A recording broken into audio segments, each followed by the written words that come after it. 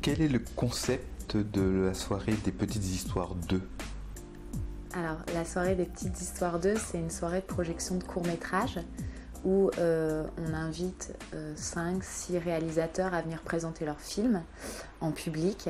Et puis, à côté de ça, on a voulu conceptualiser cette soirée pour en faire vraiment un événement festif de rencontres en associant d'autres arts, la musique, le slam, le stand-up. Donc voilà, donc on est sur un concept de soirée qui dure à peu près 3 heures, avec 1h30 de projection, et puis plein d'interludes. Et puis on invite aussi les réalisateurs à venir parler de leurs films, à échanger aussi avec le public, à ouvrir les questions autour du public. C'est une soirée qui a lieu régulièrement?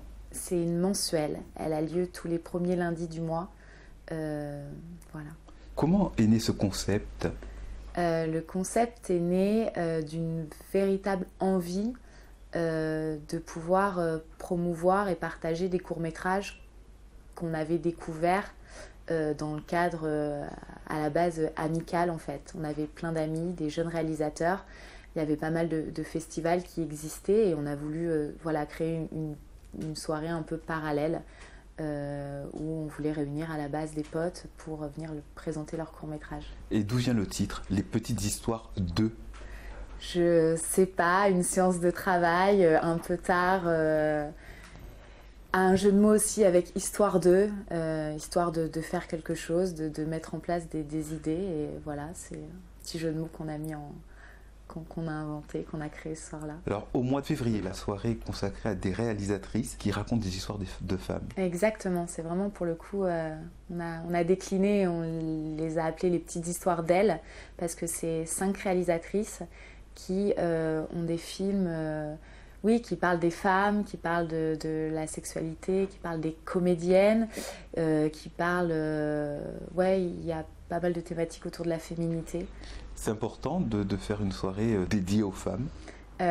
C'était important, oui, comme toute action, il y a des choses qu'on a envie de révéler. Là, c'était vraiment pour le coup les femmes et leurs films qui sont un peu ou moins bien représentés que les hommes. Enfin, après, c'est tout ce qui est statistiquement parlant, il y a moins de réalisatrices que de réalisateurs. Là, c'était pour moi important de faire un coup de projecteur sur 5 réalisatrices qui sont aussi, au-delà de ça, des coups de cœur artistiques. Alors, comment les avez-vous sélectionnées, justement, ces 5 réalisatrices? Encore une fois, c'est vraiment une affaire de circonstances, c'est vraiment des petites histoires. Il y a une partie des réalisatrices, c'est des amis, des vraies connaissances avec lesquelles j'ai accompagné dans leur projet de court-métrage. Et puis après, Keren, ça a été un coup de cœur, son film que j'ai découvert dans le cadre d'une soirée de projection de court-métrage en festival. Et puis le film d'Afsia, j'en avais entendu parler puisque j'avais rencontré son producteur. Et pareil, ça a été un vrai coup de cœur quand je l'ai découvert ensuite, quand le DVD m'a été transmis, envoyé. Et d'une manière générale, comment sont sélectionnés les films qui font partie de la soirée?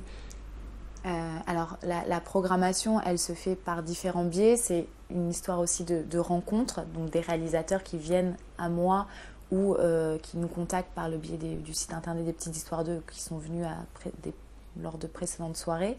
Sinon, on se déplace, on va aussi à la rencontre de réalisateurs dans des soirées de projection de courts-métrages, dans des festivals de films. Et puis il y a le média web qui nous permet aussi d'avoir accès à beaucoup de films et en découvrir certains. Et puis après, c'est nous qui les contactons pour venir participer à la soirée de projection. Y aura-t-il d'autres soirées consacrées aux femmes? Pourquoi pas? Dans l'idée... le concept a beaucoup plu, vraiment, il y a eu quelque chose autour de cette soirée.